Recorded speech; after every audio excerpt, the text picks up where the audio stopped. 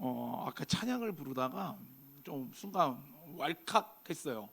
왜 왈칵했냐면, 물론 찬양을 부르면서 찬양의 가사에도 은혜를 받았지만, 저기서 앉아 있는데 드럼을 치는데 순간 지훈이가 언제 머리를 풀었지?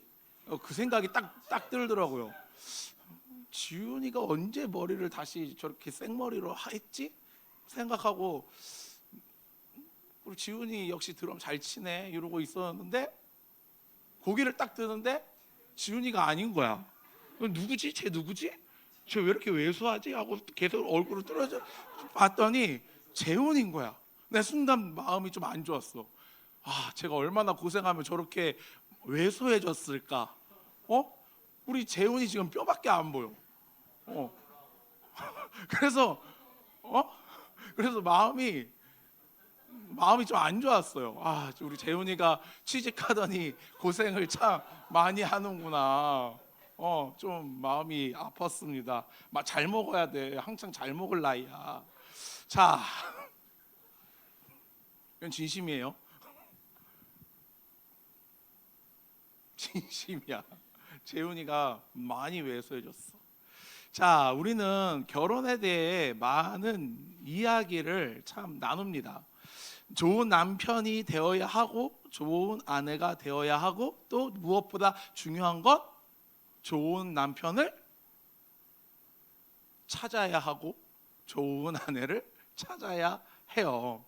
그래서 이 본문을 참 많은 사람들이 어떤 부부에 관한 말씀으로 많이 읽어요. 그리고 결혼식에서 이제 예배 형식으로 드리면 많이 인용되는 말씀이기도 합니다.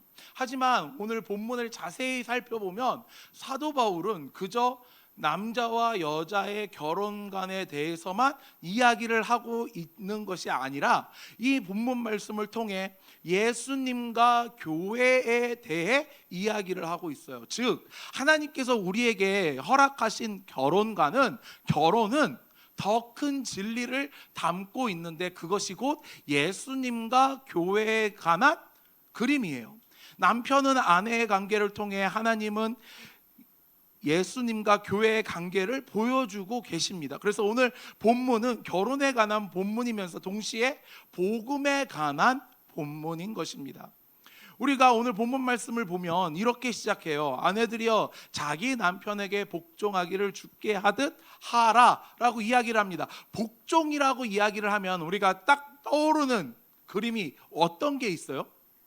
어떤 상하관계를 생각하기 쉬워요. 그리고 옛날에 우리 사상 중에 뭐가 있었죠? 남자는 하늘, 여자는 땅, 이런 말들도 있었죠. 성경이 남녀를 갈라치게 하는 걸까? 라고 생각할 수도 있지만, 여기에서의 복종은 어떤 가장의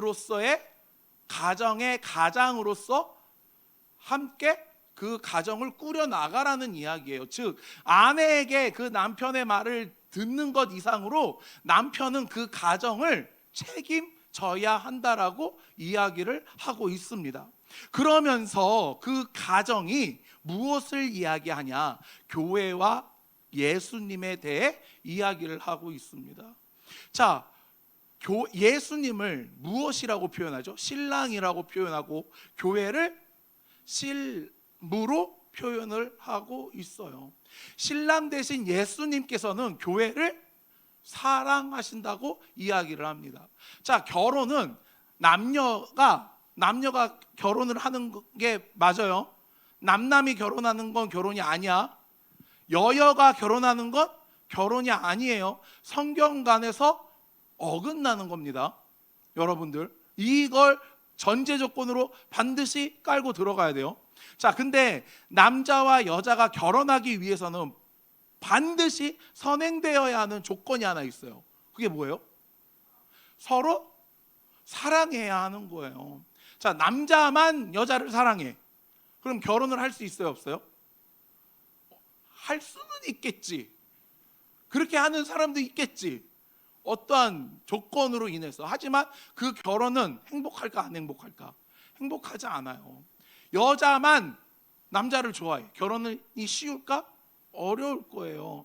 결혼을 한다 한들 그 가정이 정말 행복할까? 아니라는 거예요. 결혼의 전제 조건은 반드시 남자와 여자가 서로 사랑을 해야 합니다. 자, 예수님께서는 신랑 되시고 교회를 신부라고 칭하셨어요. 그러면 이 교회는 우리가 보고 있는, 우리가 안에 들어와 있는 건물도 칭하는 거지만 누구도 칭하는 거예요? 나 역시, 우리 역시 신랑으로서 하나님 예수님께서 사랑하신다고 말씀을 하고 계시는 거예요. 우리가 아까 찬양을 통해서도 하나님을 사랑한다고, 예수님을 사랑한다고 고백을 하지만 우리가 신앙생활을 하다 보면 힘들 때, 어려울 때, 고난이 찾아올 때 문득 드는 생각이, 정말 하나님이 나를 사랑하시나? 예수님이 나를 사랑하시나? 그런 사랑에 대해 어려움을 겪을 때가 있어요. 왜냐하면 기도를 한다고 해서 하나님의 음성이 사랑하는 따라 따라 하면서 그 음성이 들리는 건 아니기 때문에 그래서 우리는 하나님에 대한 사랑과 예수님에 대한 사랑이 흔들릴 때가 있지만, 그럼에도 우리가 예수님을 사랑할 수 있는 건 예수님께서 이미 나를 사랑하셨다라는 거예요. 그렇기 때문에 나와 우리를 신부로서 맞이하겠다 말씀하고 계십니다. 여러분들의 그 사랑이, 예수님에 대한 사랑이 일반 통행이나 어떠한 혼자만의 사랑이라고 생각하지 않아야 해요. 예수님께서는요, 여러분들을 사랑하신다고 성경을 통해 끊임없이 말씀하고 계십니다. 그것이 신랑과 신부의 관계로서 말씀하고 계시는 거예요. 자, 그러면 우리는 예수님에 대한 사랑을 무엇으로 알 수 있을까요? 우리가 결혼을 하면 서로 뭘 교환해요? 예물을 교환해요. 결혼 반지를 서고 주고 받는단 말이에요. 이 결혼 반지를 왜 낄까? 어떠한 징표로 이 결혼 반지를 끼는 거예요. 그 결혼 반지를 통해 내가 너를 사랑해라고 말하고 있고, 또 그 사람이 사랑하는 사람이 있습니다라고 다른 사람에게도 알리는 거예요. 여러분들 생각해 보세요. 여러분들이 사귀고 있는 사람이 뻑하면 커플링을 뺐다 꼈다 뺐다 꼈다 해. 그러다가 어느 날 데이트하러 온 날 손에 반지가 없어. 어떠세요? 어떨 것 같아요? 용서하실 수 있을 것 같으세요? 그리고 설상가상 잃어버렸대. 어떠세요?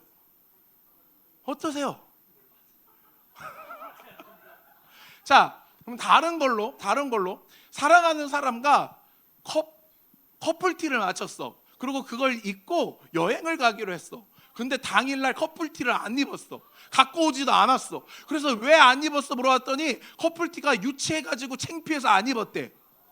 자, 어떠세요 여러분들?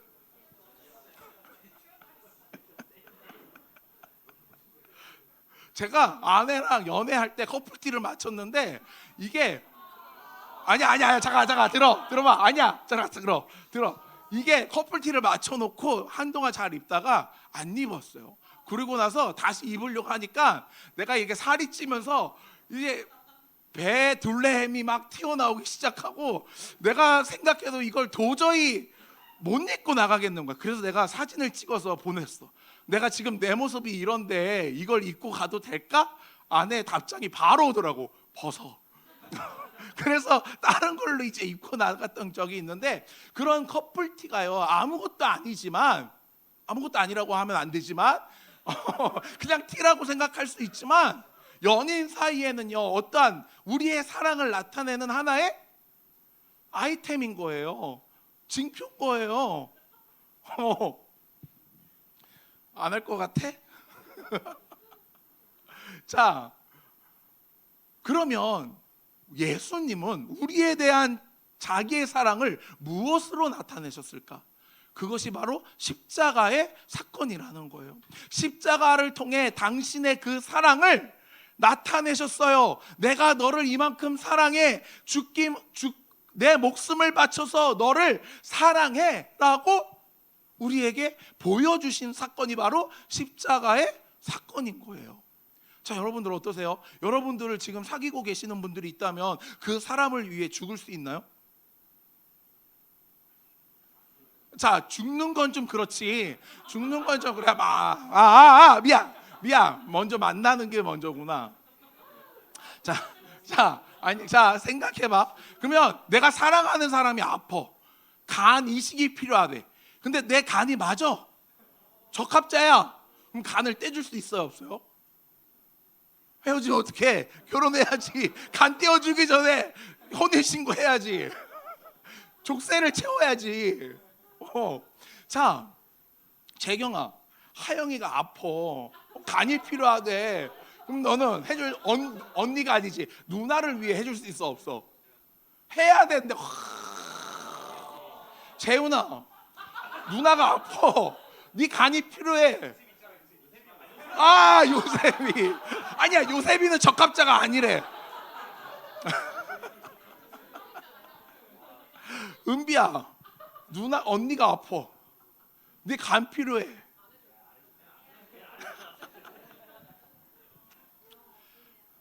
자, 정이 없어.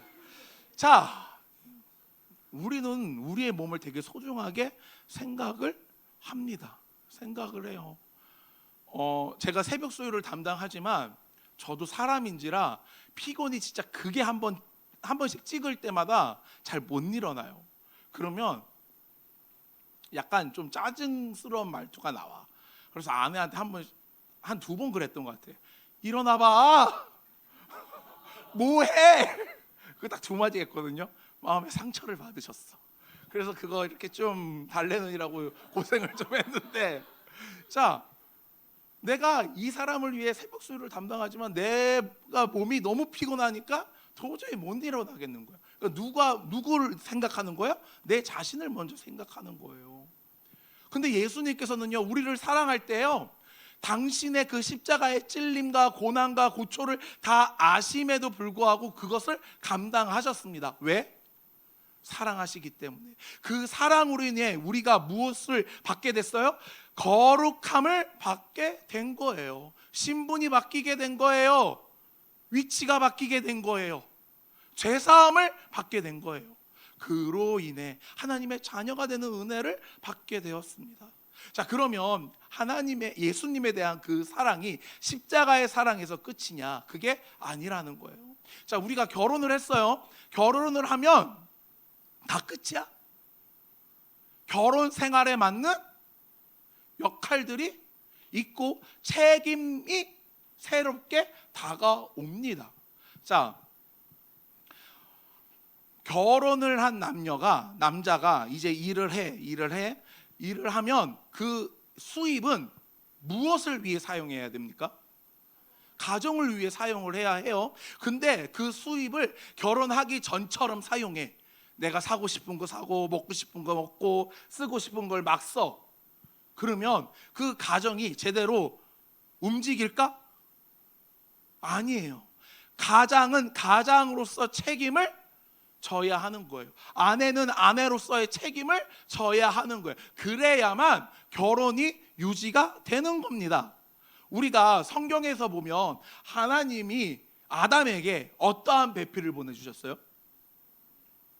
무슨 배필을 보내주셨을까? 그렇지, 돕는 배필을 보내주셨어요. 그래서 이 돕는 배필을 그저 내가 부족한 부분만 채워주는 그런 것들을 생각한단 말이야. 하지만 성경에서 말하는 돕는 배필이란 내 부족함을 채워주는 정도로의 끝이 아니라 내 자신과 같은 상태를 이야기를 하는 거예요. 그러면 내 자신을 내가 책임지는 것처럼 아내 역시, 가정 역시 책임을 져야 합니다. 이게 사랑인 거예요. 이게 결혼 생활인 거예요. 그렇다면 예수님께서 우리를 사랑하신다라고 말씀하셨고 그 사랑의 징표로 십자가를 지셨어요. 그러면 그 십자가의 사랑으로 예수님의 사랑이 끝나는 걸까요? 아니에요. 예수님의 사랑은 지금도 유지되고 있습니다. 어떻게? 중보를 통하여서. 그래서 예수님을 중보자라고 이야기하시는 거예요. 예수님께서 지금도 하늘에서 하나님의 우편에서 누구를 위해 기도하시는 거예요? 나를 위해, 우리를 위해 지금도 기도하고 계십니다. 누구에게? 하나님에게. 그 기도를 통해 우리가 지금을 살아갈 수 있게 되는 거예요. 여러분들을 위해 가장 많이 기도하시는 분들이 여러분들의 부모님일 거예요. 하지만 그걸 뛰어넘는 분이 계시는데 예수님이라는 거예요. 왜?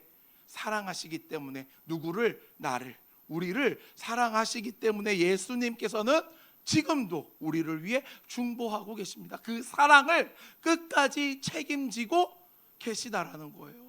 그렇다면 여러분들 어떠십니까? 그 예수님의 사랑에 우리는 반응해야 합니다. 반응해야 해요. 받고 알아. 그것으로 끝나는 것이 아니라 우리 역시 우리의 삶을 사랑하는 사람을 위해 헌신할 줄 알아야죠. 사용할 줄 알아야죠. 돌아설 줄 알아야 하는 거예요. 그리고 그것을 입술로도 고백해야 하고 행동으로 고백해야 하고, 그럴 때에 우리가 신부된 자로서 신랑된 예수님을 올바르게 사랑할 수 있다라는 것을 기억하는 우리 CLC 청년부가 되길 주님의 이름으로 축복합니다. 기도하겠습니다.